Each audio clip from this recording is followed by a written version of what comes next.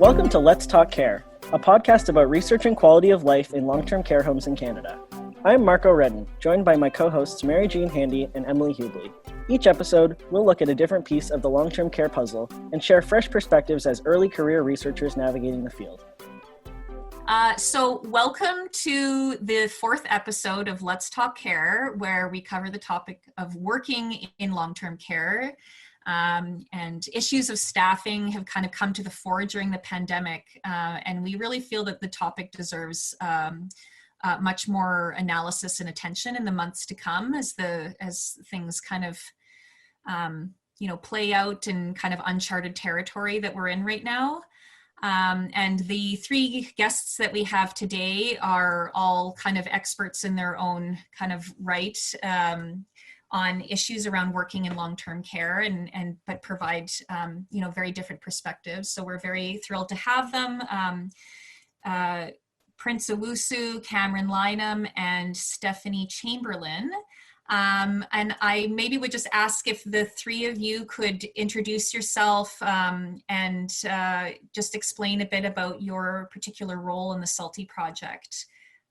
And anyone can go first. Okay, my name is Prince Owusu. I am a PhD candidate at Carleton University, School of Social Work, and I am a trainee and also a researcher on the Salty Project. I'm affiliated with Salty Stream 2, which has the overall focus of mapping care relationships. My name is Stephanie Chamberlain. Sorry, Stephanie. Sorry, you go ahead. Thanks. My name is Stephanie Chamberlain. I'm a postdoctoral fellow in the Department of Family Medicine at the University of Alberta.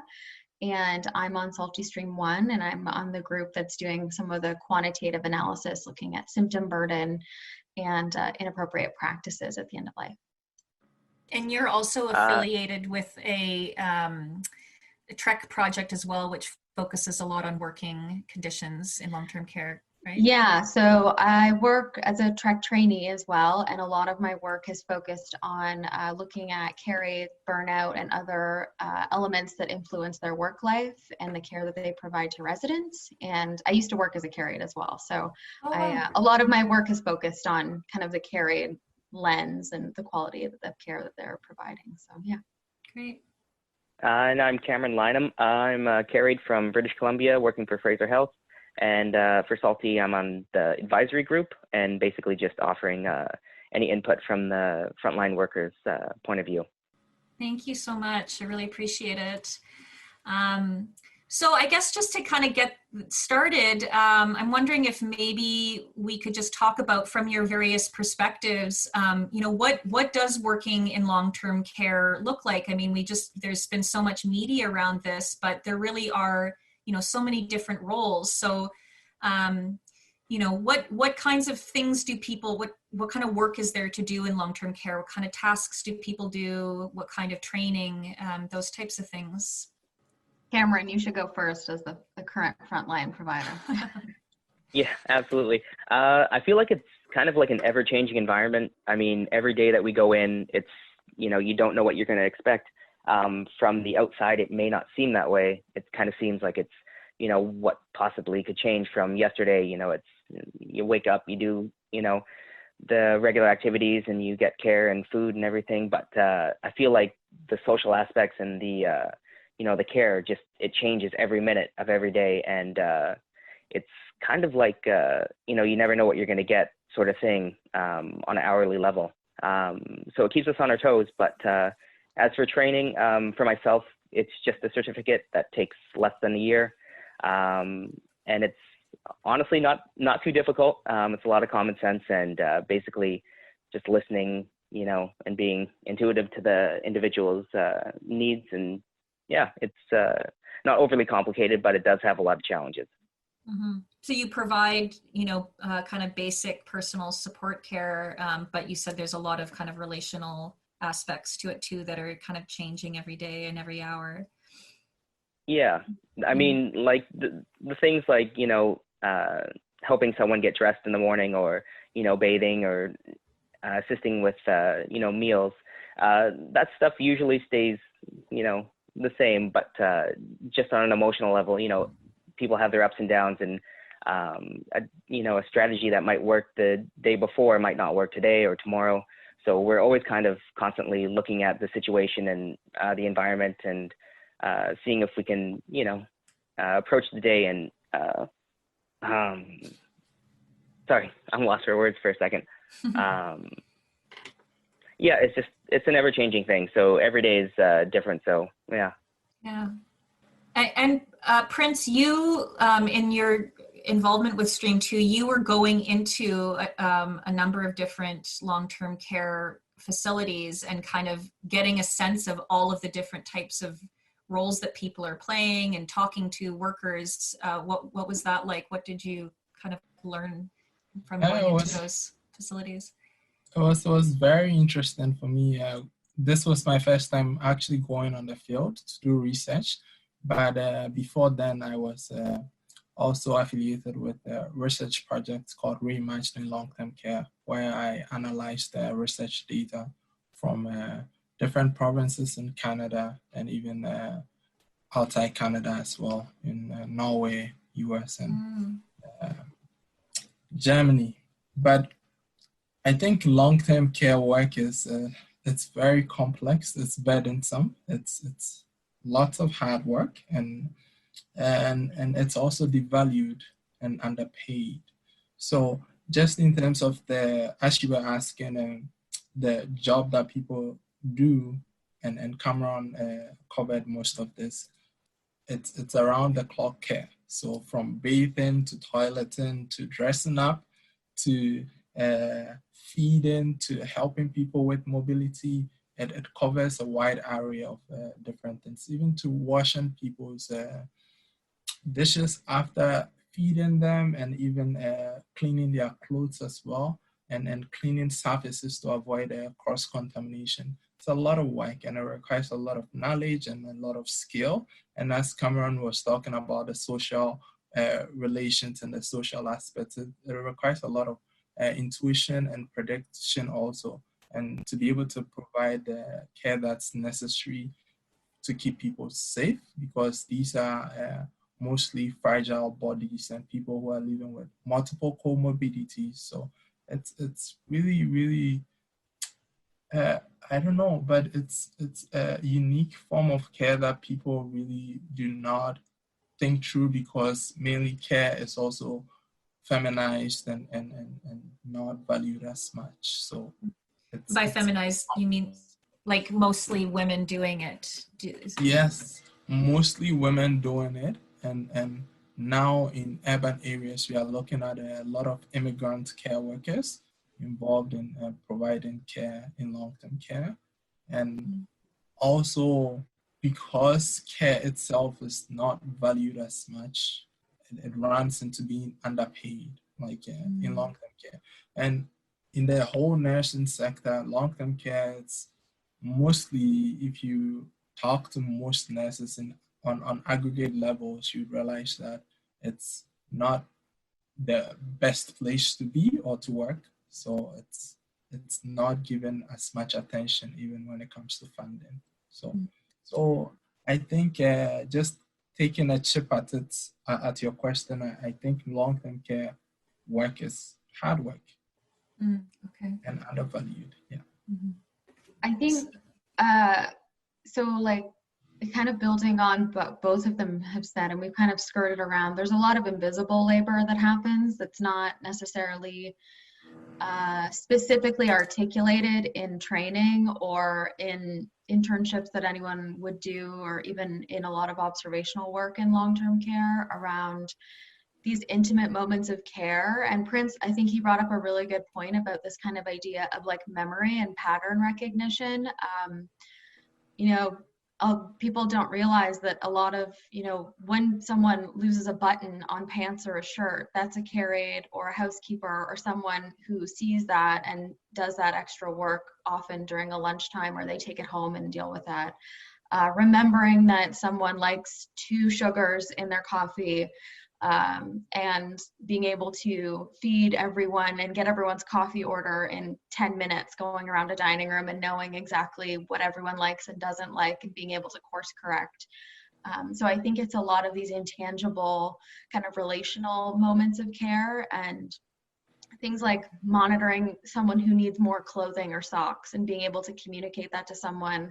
They're often rallying around residents and buying items themselves. The care staff often are pooling together to go in lost and found and find people items of clothing and find things that people might enjoy, bringing in magazines that they know people like based on topics. So I think it's a lot of kind of casual monitoring of the state of everyone's both physical care, but also kind of emotional needs, and trying to keep everyone on an even keel as much as they can. But it's a lot of invisible work that I don't think like care aides like Cameron can often articulate, and they wouldn't necessarily be able to tell you all the little things that they do in a day, but it adds up to essential work for the residents that live there.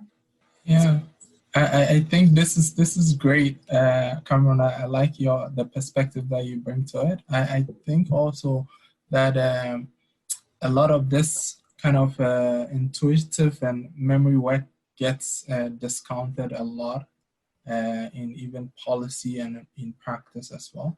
I think also beyond that, if we consider long-term care work as a whole, we also should appreciate that a lot of people get involved in long-term care wearing different hats. So there are volunteers who get involved very often. There are family members who get involved. There are friends who get involved. And this is not really captured in a lot of policy work, right?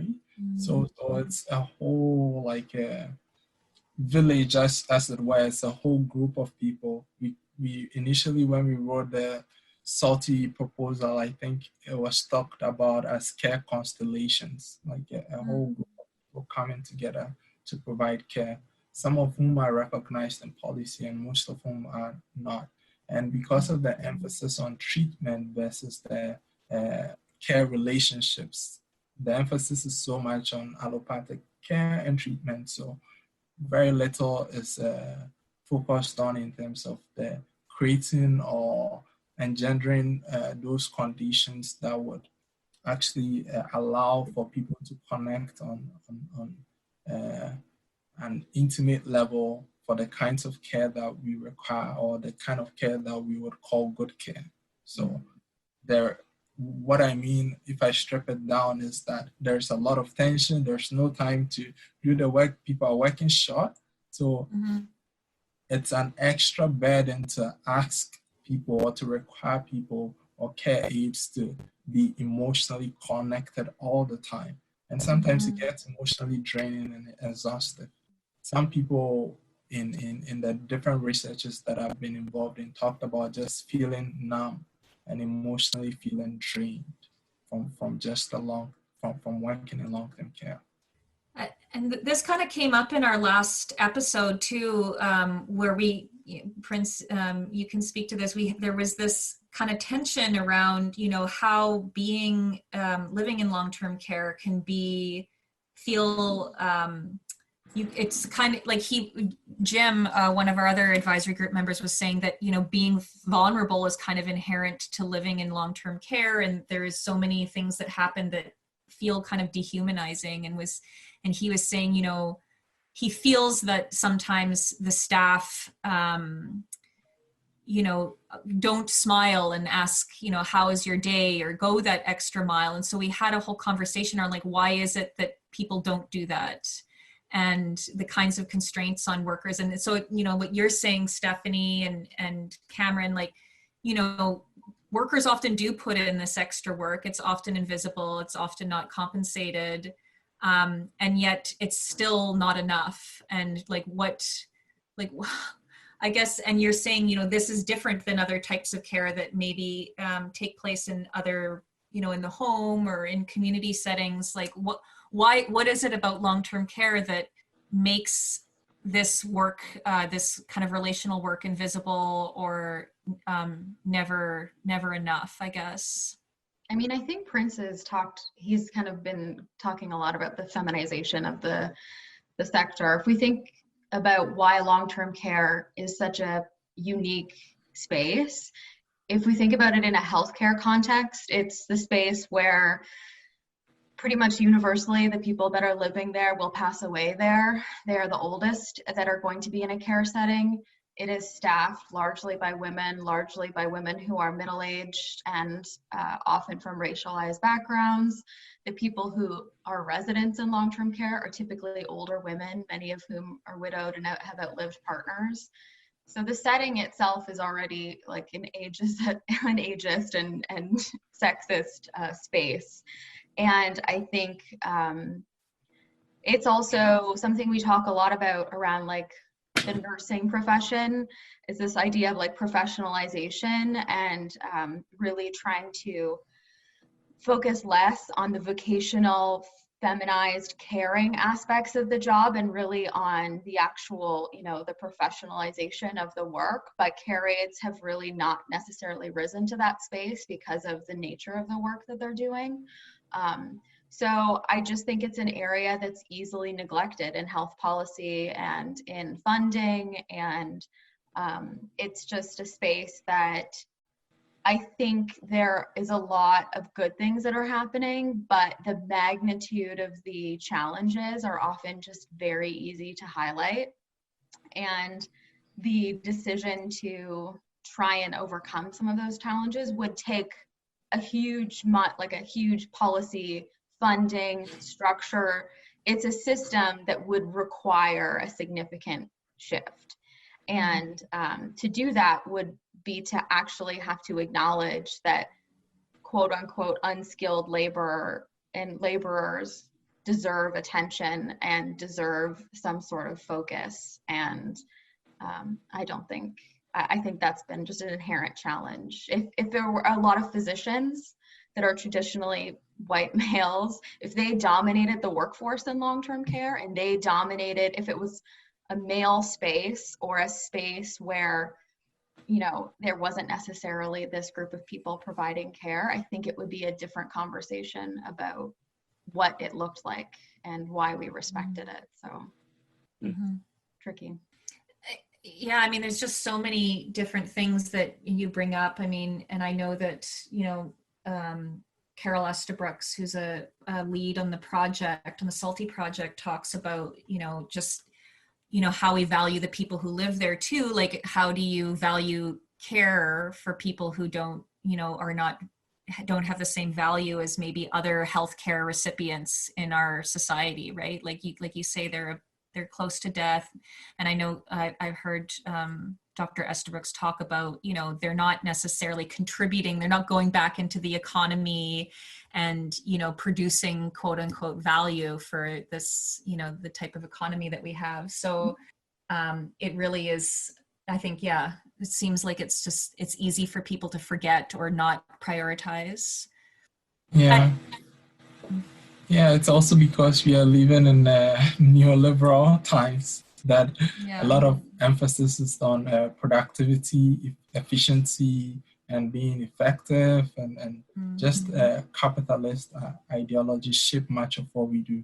And even it has encroached upon the ways in which long-term care itself is organized, because previously, and most of the ancillary care that was provided in-house and within long-term care institutions, but now most of them have been contracted out to private providers. So most of the cleaning is done by different providers outside long-term care. Most of the food is also provided by different providers outside long-term care. And even now, some care aides are contracted from private providers and private agencies that provide care aids at different points in time to, for instance, for different long-term care institutions or long-term care facilities that have shortages. They rely on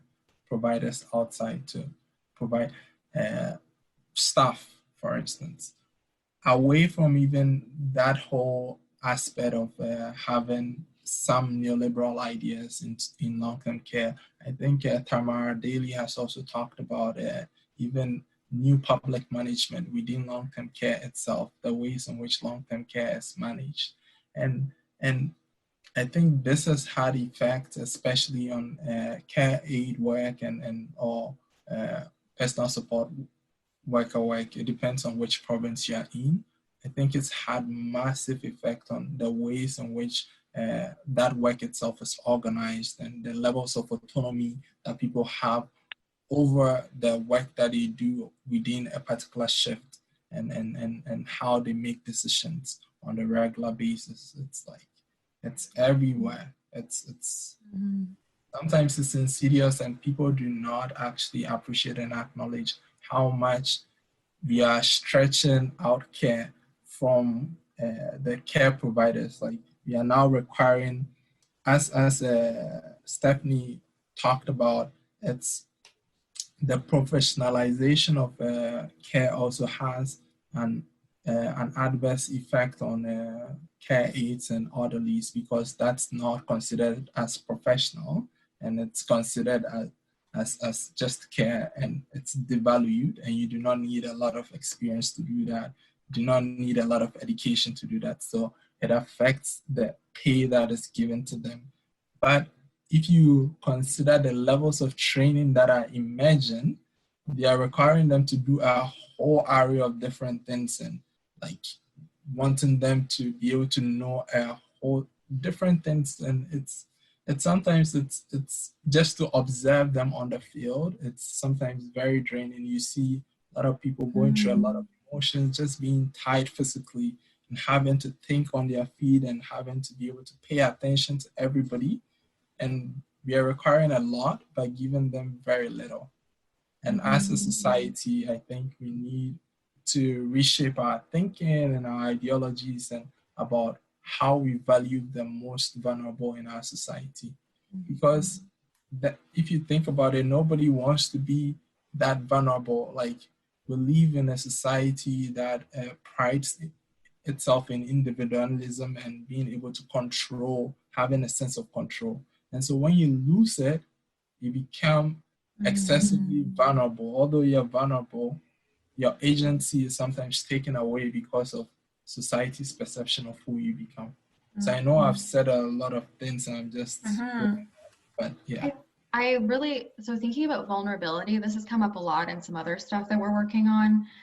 We label like older adults and like they're vulnerable, but like they're not inherently vulnerable. They're made vulnerable by a system that is set up to make them vulnerable by not providing sufficient care, by not recognizing their personhood, by not funding adequately the care that is required to make sure that they are safe and protected and well cared for. So this idea that inherently, if you are an older person living in long-term care, you are vulnerable. You've been made vulnerable.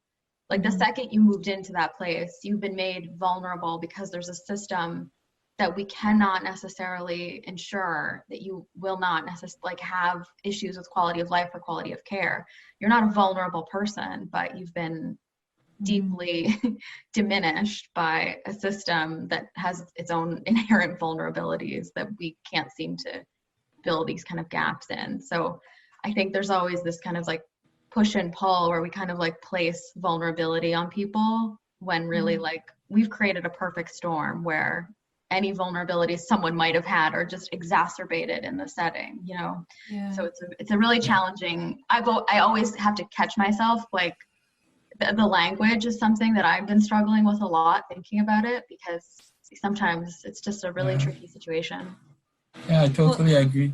And there's just so many things that, I mean, just kind of, I'm sure you can relate to this too, Cameron, you know, just in some of the previous conversations that we've had, you know, like you mentioned that, you know, we don't have, you know, the training isn't extremely intensive.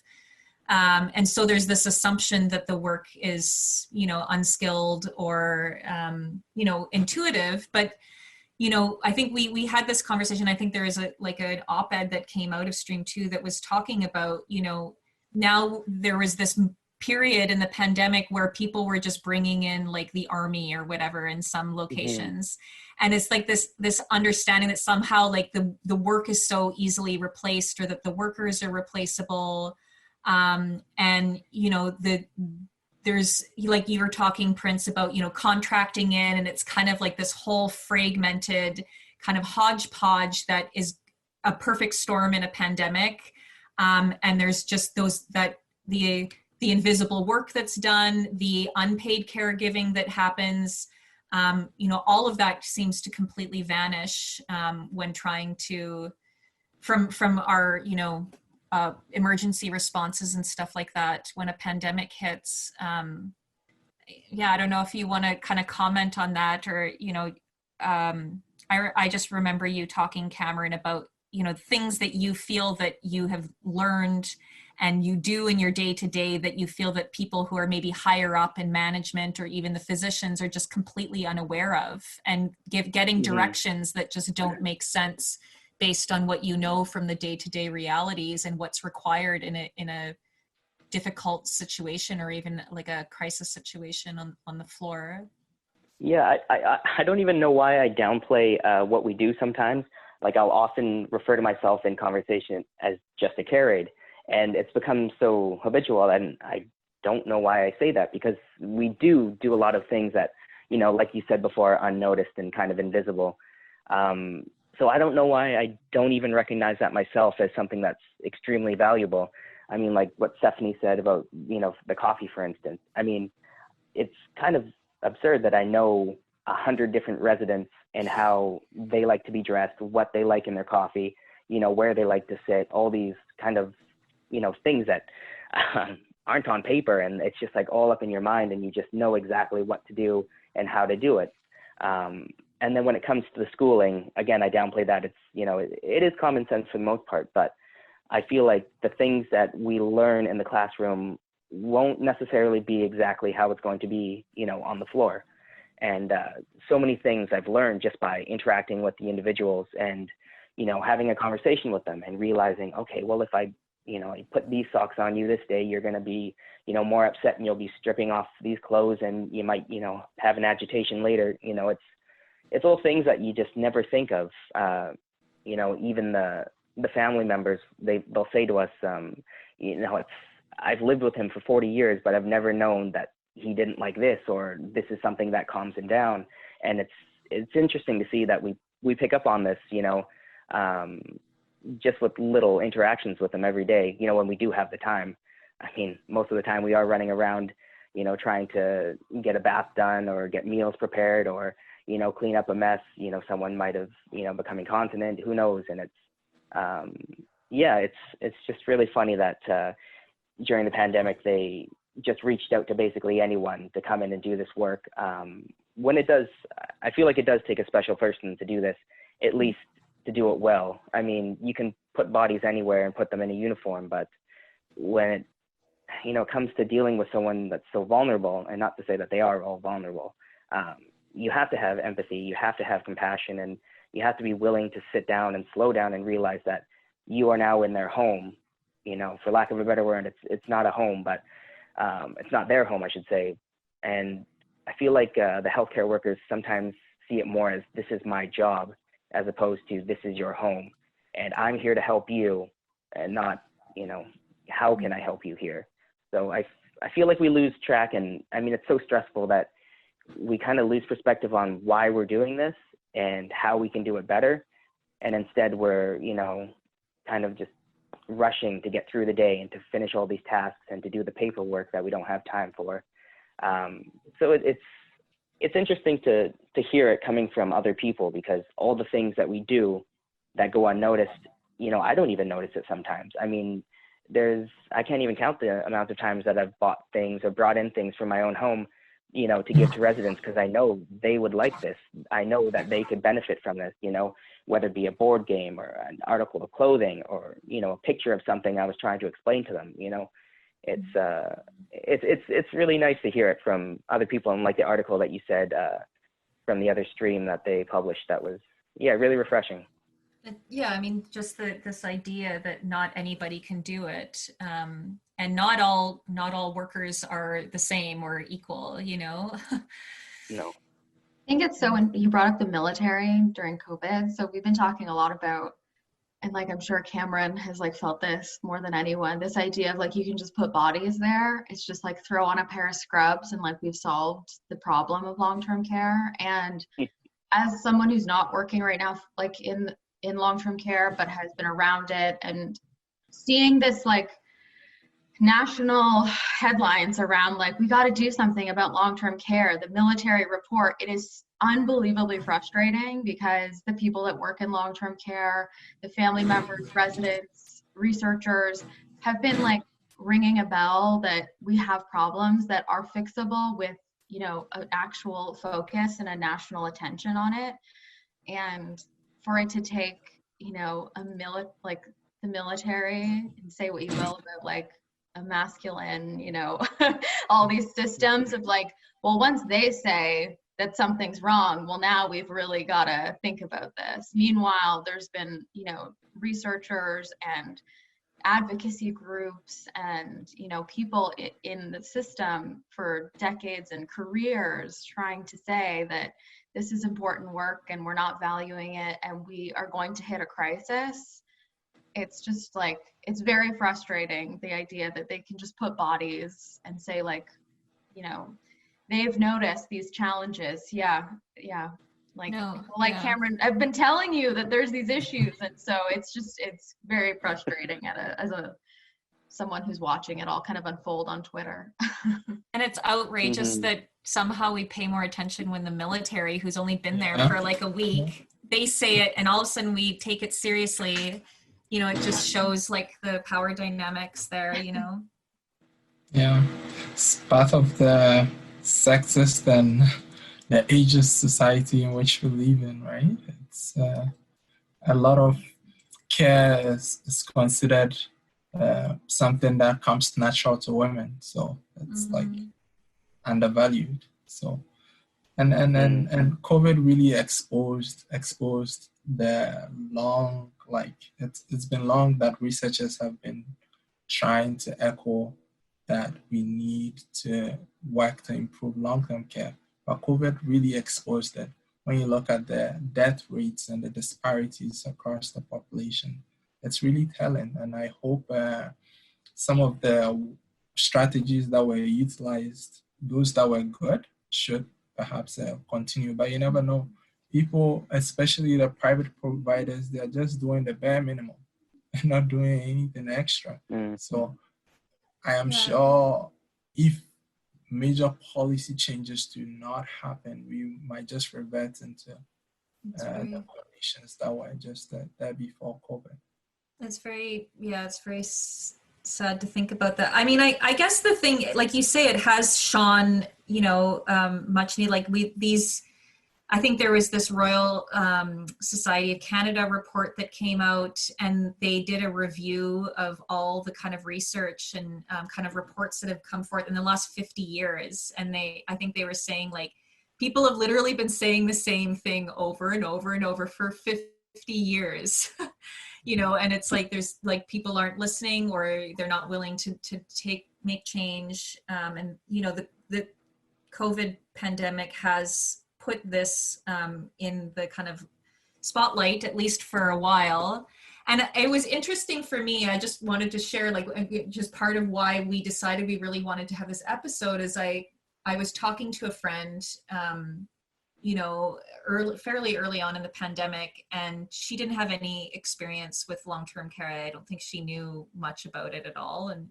And she just was completely baffled. Like, why is it that there's so many people? Like, why is the death rate so high? Like, I don't understand why, you know, you can't just keep people out. Like, why can't you just contain it? Why is it such a problem to contain it?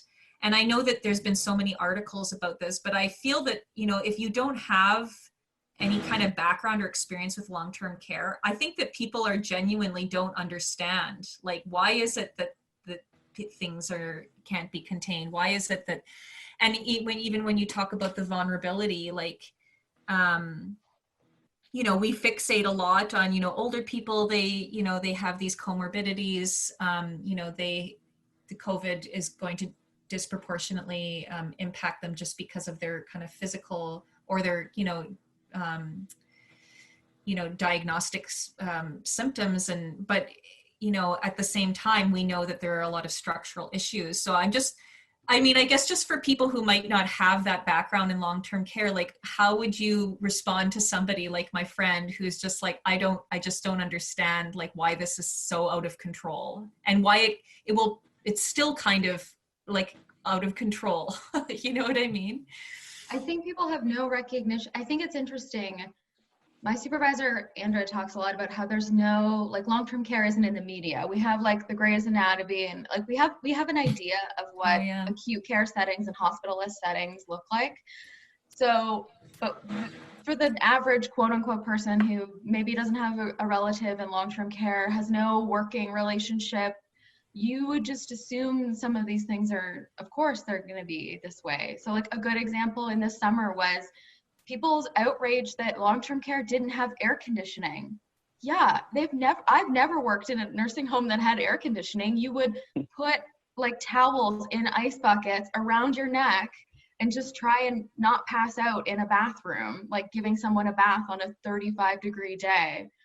That's just what people live through. Like, it's, to me, I was more shocked that people didn't realize this is the way it was, but I think people overestimate, you know, the humanity of our health system in some cases. And I think during the beginning of the pandemic, there was a lot of very vocal, especially physicians who don't work in long-term care, that were reticent to direct PPE and other supports to long-term care, even though we knew from Italy and other countries that was where, if it was going to go somewhere, it was going to go to this setting. And they delayed, and that delay cost people's lives, and it created a crack, and they couldn't, it's like a wildfire. Once it starts, there's really just a lack of awareness of what it's like to work this in a long-term care setting, like not focusing. If you have a loved one, you often get this kind of beginning with just a, we also often talk about family members kind of become radicalized and advocates because you never have to deal with the setting beforehand, and once you do, you realize this is a huge area for improvement and opportunity. So I think partly I would encourage people who don't know to go volunteer in a nursing home when, God willing, this is over, and really take an interest in the setting, because there's a lot people don't recognize, just because it's not something that we're attuned to. It's just not the way we consume media. It's not on, it's just not something we see very much. And I think Katie also talked about, Katie Albrecht in our previous episode is talking about how we don't have those community connections with the long-term care. I mean, these are kind of sealed off communities in many cases, not all cases, but many. So there's no, people aren't coming and going. They don't understand what happens there. It's kind of like out of sight, out of mind. Yeah. Yeah.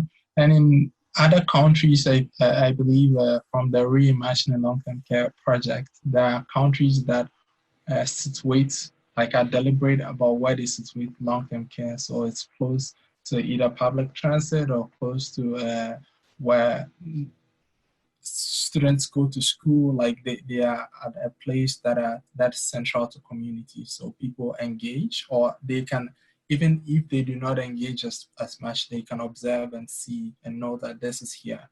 But in most long-term care facilities, you would realize that, especially those in rural and small towns, they are quite isolated from even the community itself. Like, it's there, but not too many people are getting engaged. And it's in varying degrees. I think those that are usually under the municipal control try to engage a bit of community, but that's very, very minute. Mostly they are not engaged by the rest of the community. And also, even in the media, what is presented is usually sensationalized and around violence in long-term care homes.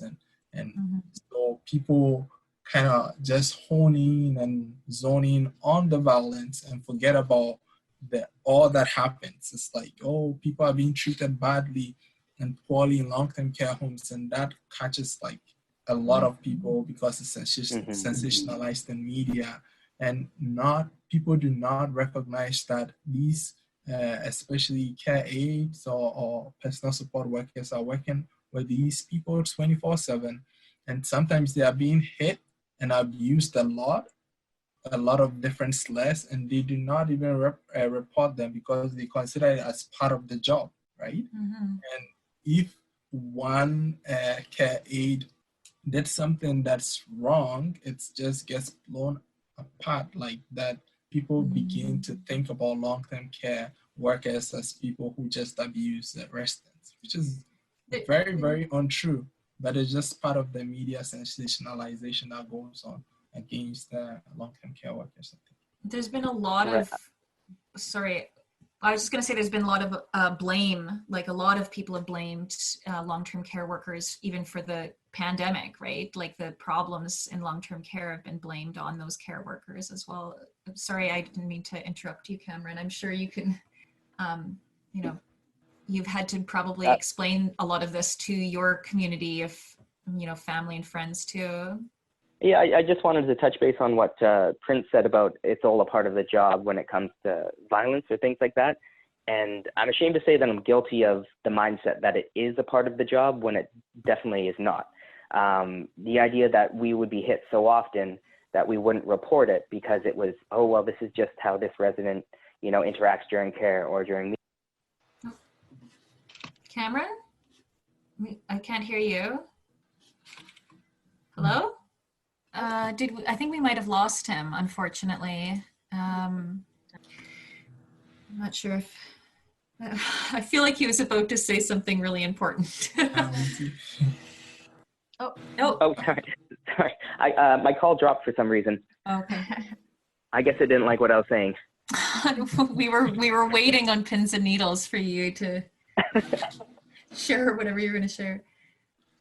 Yeah, sorry. I was just saying, like Prince was saying, it's all a part of the job. And basically, we would deal with violence so often that we would often see this as the norm. And I would fail to, you know, report this to whether it be WorkSafe or just general charting. And it's just kind of embarrassing to think that we have to deal with that and that it's okay that we go into work every day and we, you know, we'll get hit by 6 or 7 residents and it's, you know, all a part of the job.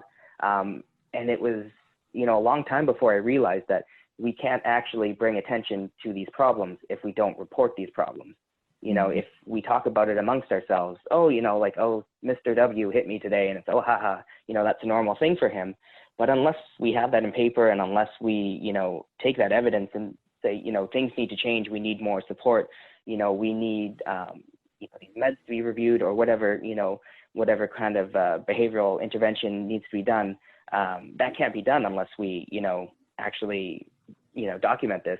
So it was just something that I was thinking of, and I wish I had, you know, recognized that a lot sooner in my, you know, in my job. But at least now understanding that I can, you know, tell people with confidence that you need to report this. You need to let people know what it's actually like.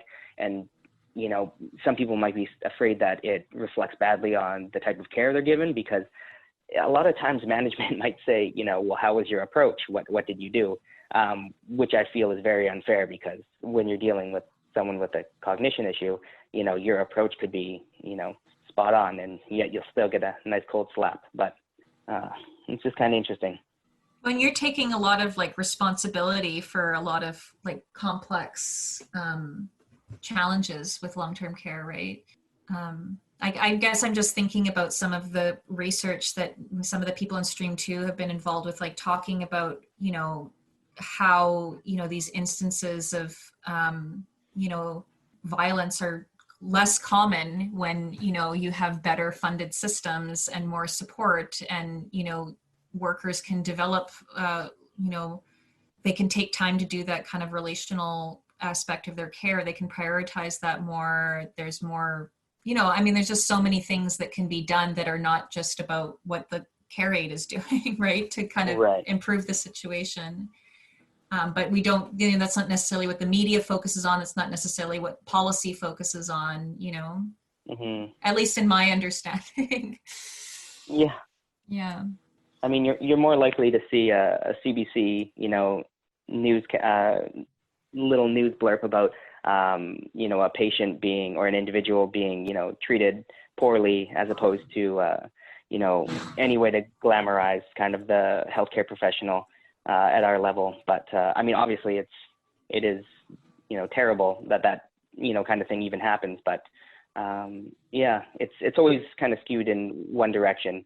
I think it's interesting. So I think people neglect to understand what a complex organism long-term care is, with the amount of people and the acuity needs. And there's always a push, like in a lot of systems, but often in health, to do something and to like fix a problem, but there's not often like really tracking what are the ripple effects. And so when I'm thinking about Cameron and talking about the responsive behaviors they're receiving, like some of the work we've done, it like looked at, there was huge national initiatives to, rightly so, reduce antipsychotics and like prescribing and long-term care. And so it universally went that they were eliminating these drugs that for many people were sedatives. But there was no counter that, okay, if we remove these drugs, we're going to have people that are going to have more behaviors because they're not being tamped down by drugs. But there was no recourse for that. There was no time for care planning. There was no additional staffing resources around education and how do we manage responsive behaviors without medications? Do we need more staff? Do we shift how the timing of care and the way that we present care to people? That wasn't necessarily the case. It was, we have an issue, we're gonna remove it. And, as any complex system does, there was a push, and then the pull is on this end, which is people receiving, being the recipient of responsive behaviors from people. So I think there's a lack of recognition of the complexity, but there's also that these interventions that we really focus on often really neglect the other things that have to happen in order to kind of supplement and provide that care. And it's often, as Cameron said, like care planning and other approaches, that all takes time. And that is all funded time that is not there. Deciding, okay, so-and-so, he really doesn't like baths. And so we always fight around bath time. What's the approach? Okay, well, approach him later. Well, we only have someone working on baths for 3 hours today. So, but then his wife will come in and complain that he hasn't had a bath that day. And it's this cycle of push and pull and frustrations.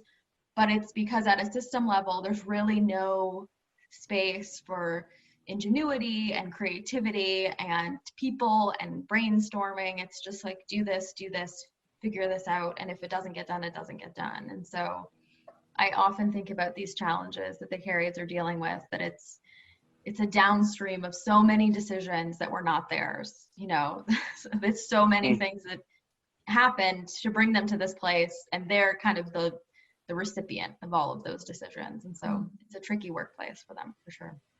Yeah, I totally agree with you, Stephanie, about the download of responsibility.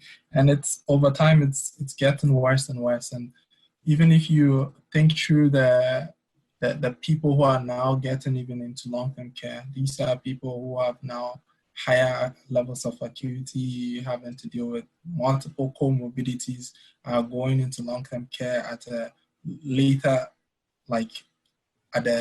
part of their life. So people are going into it. Most people like over 80 and or close to 80 with different comorbidities. And these are fragile bodies that need care.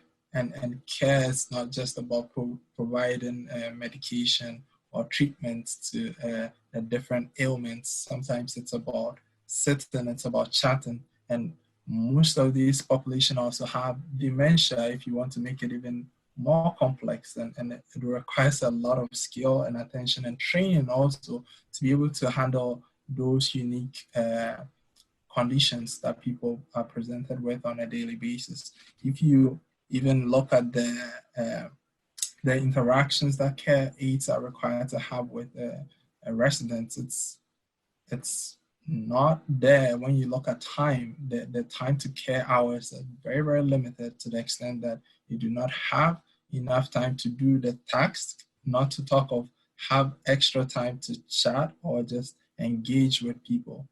And we know from research that meaningful social engagement is very, very essential in long-term care to make people feel live lives that are worth living, to make people age with dignity and respect. You need that time for care. And most long-term care homes and facilities are not given that.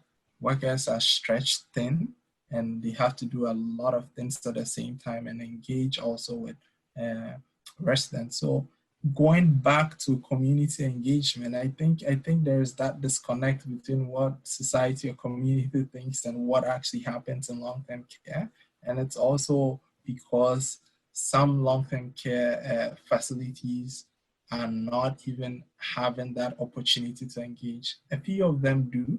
And when we went around Canada, some had support from community charities, some had communities coming in once or twice a year, but these are just one-off. Like mostly, they do not have that community engagement. And the places that did, you could see that residents thrived a lot, especially during summer.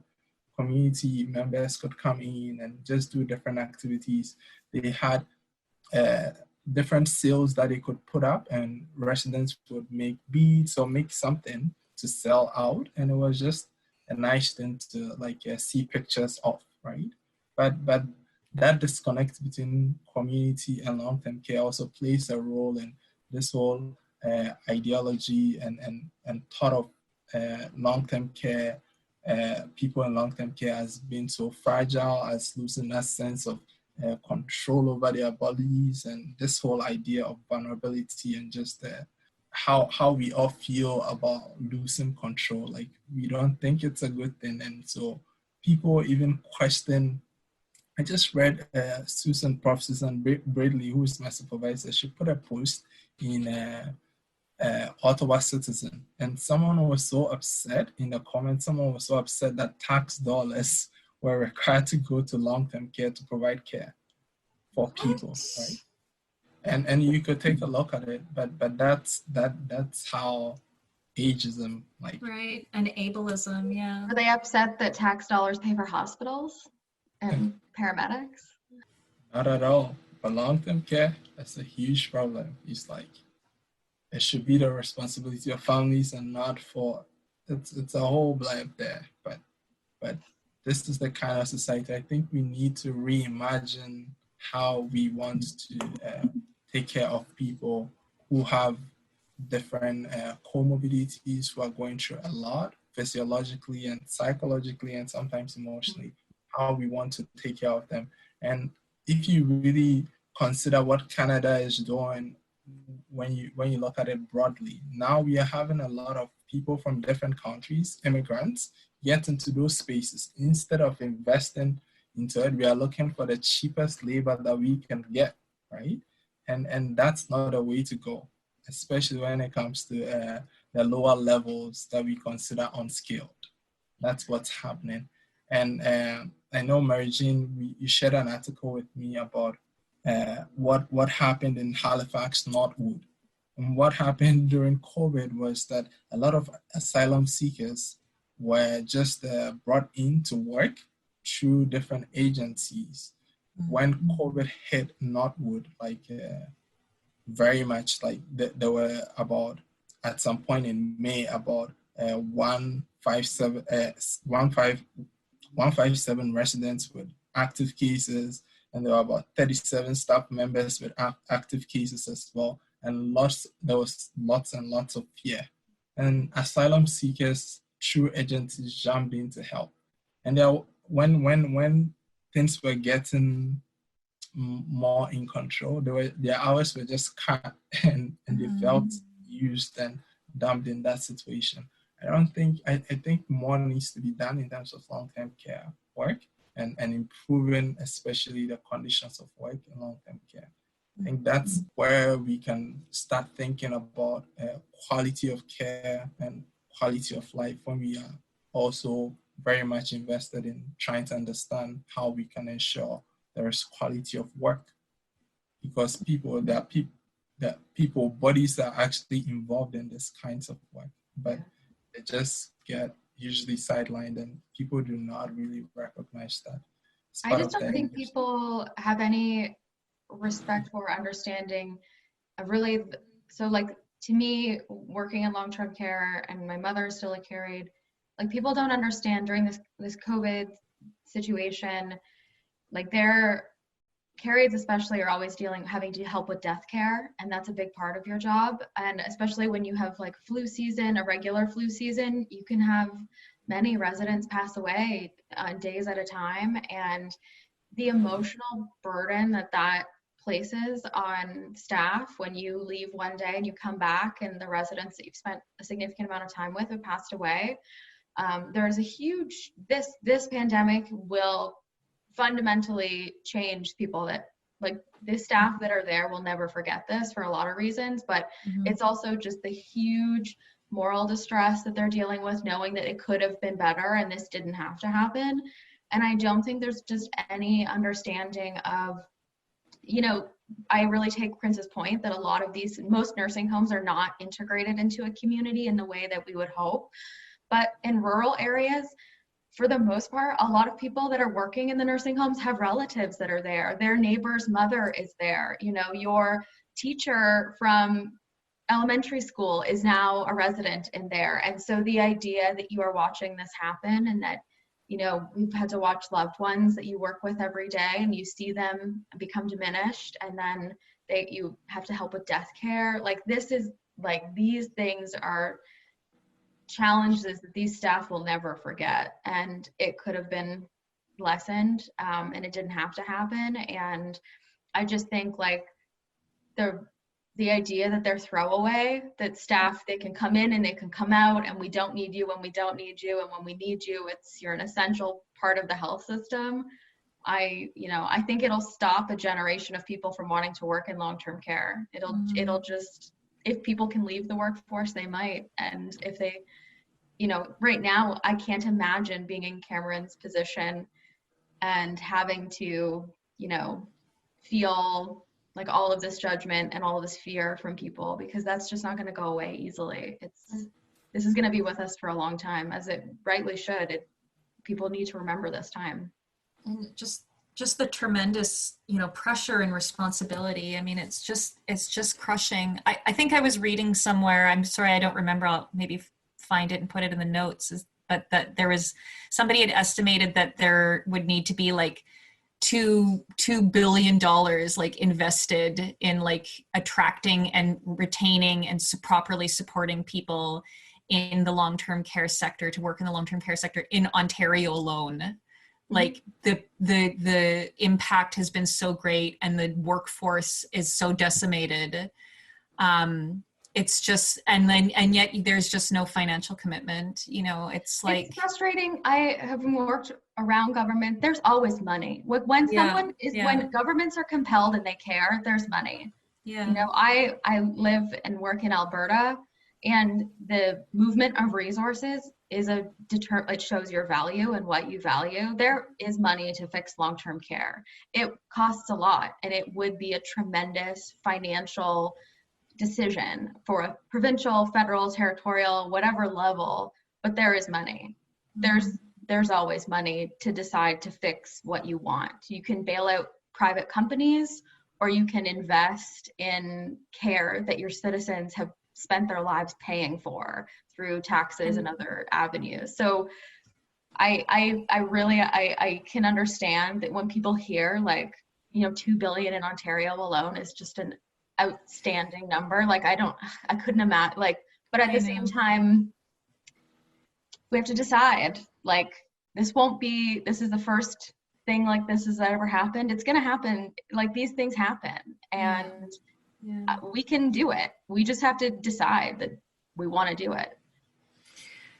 Maybe on that note, I mean, I was going to ask, you know, what are the roadblocks, or what do we need to do? I mean, if I feel like we need to wrap up pretty soon. We're about an hour in now, but I mean, just in follow up to that, I mean, yes, we need more funding. We need better support for workers. They need more time. They need more support. I mean, what else? I mean, we've just discussed so many different things that need to happen. I mean, what can we do? what are we doing? You know, I guess kind of concluding thoughts and suggestions. Yeah, I think Stephanie said it right. She mentioned our values and what do we value. I think it's central to the whole debate about what we can do as a society, where do we want to invest our money into. And I think long-term care, and I think it's testament to the kind of society we are living in, if we would put value on the lives of the most vulnerable or not, because it's very easy to say, oh, these are people who are not benefiting as economically, so we are not going to invest our monies into that. But the repercussion is that you have a lot of people putting in time anyways, because many family members, most of them women, are putting a lot of unpaid time into long-term care work. Volunteers, many of them women, are putting a lot of unpaid time into long-term care. And all this is getting discounted. I think we need a lot of policy change, and we need to commit tax dollars to improving long-term care. And also, if you look at the population curve, it's not always going to be like this. You're not going to always invest this much into long-term care. It's because of how Canadian population looks like. It's gonna obviously over time get like trickle down a bit. It's not gonna be sustained. The values that we are gonna put into long-term care, it's not gonna be sustained. Because if you look at the number of people over 65 right now, we are dealing with a time that has some aspects of the baby boomer generation, right? It's not going to be like this always. It's going to die down a bit. But we need to commit, I think, money. I'm all for committing funds into long-term care. And also, when we commit time, money into it, we should look at time to care hours, improving time to care hours. And also training, just training and development for those that deal with the intimate forms of care, like especially with the long-term care, care aides or personal support workers, just investing into that kind of work, and also just valuing what they do and what they contribute. I think, yeah, if you ask me. And why we are asking. Thank you very much, Prince. Cameron, do you have any wrapping up thoughts or ideas about what you feel is really needing to happen? Honestly, I agree with. Sorry, I feel like I agree with Prince there that we need to change the idea of what a long-term care worker looks like, and I mean we need to set some, give them some value and make it a kind of a sought-after career choice. Because if you were to come up to me today, anyone in the street, and ask me, would you think it's a good idea if I became a healthcare worker? Honestly, I don't know what I would say, and that is, kind of sad to say. It's what I do, and it's just I wouldn't, feel comfortable with telling someone, oh, it's a great job, and you're well respected by all forms of healthcare, and it's not the truth. It's not the most glamorous thing, and I don't think we have a lot of people that are interested in going into, working in long-term care. Even the people that I've talked to that are becoming care aides, doing their practicum, I ask them, where would you like to work? And none of them ever say long-term care. It's always, I'd like to work in the hospital, acute side, things like that. They want to be, a care worker, but long-term care is just not appealing. And if we can't change that, we're going to run out of workers. And then, the less workers we have, everyone's just going to suffer. Mm-hmm. Yeah. Thank you so much. This has been a really, really wonderful conversation, important conversation. And, you each have, so many important insights into this. I'm very lucky that you're able to join us and help with this episode today. And thanks again. And stay tuned. We're going to be working on a couple more episodes, one on palliative approaches to care and on family caregiver roles in long-term care as well, which we kind of touched on today too. So thank you, everyone. Have a great rest of your week. And I guess we'll be sending out, sharing the podcast soon. Thank you. All right, take care, everyone. Okay. Bye. Thanks for joining us for this episode of Let's Talk Care. This show is sponsored and produced by Salty, Seniors Adding Life to Years, a research project aimed at improving quality of life at the end of life in long-term care. Make sure to visit our website at saltyltc.ca for more information about the Salty project, and follow us on Twitter at salty_LTC so you don't miss our next show. Show.